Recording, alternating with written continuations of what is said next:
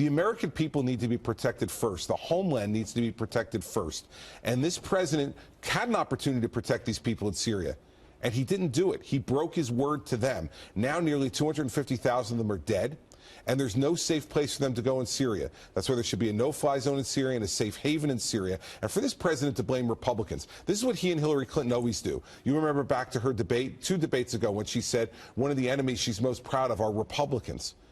This is why the city is so divided in Washington, D.C., and our country is divided, because they speak that way.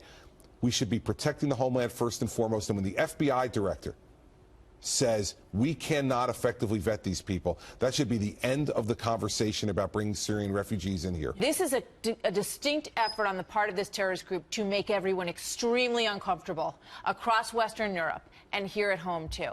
And yet the president keeps telling us that we don't have to worry as much here, that we're not at as big a threat. He says, of course, you know, we have to be ready, but we're not at as big a threat as Europe is. Is that dangerous language from him? Yes, and the president lives in a fantasy world.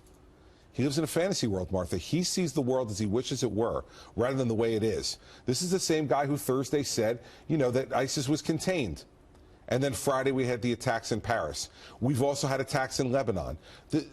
ISIS is not contained. ISIS is not a regional threat. ISIS is now a global threat.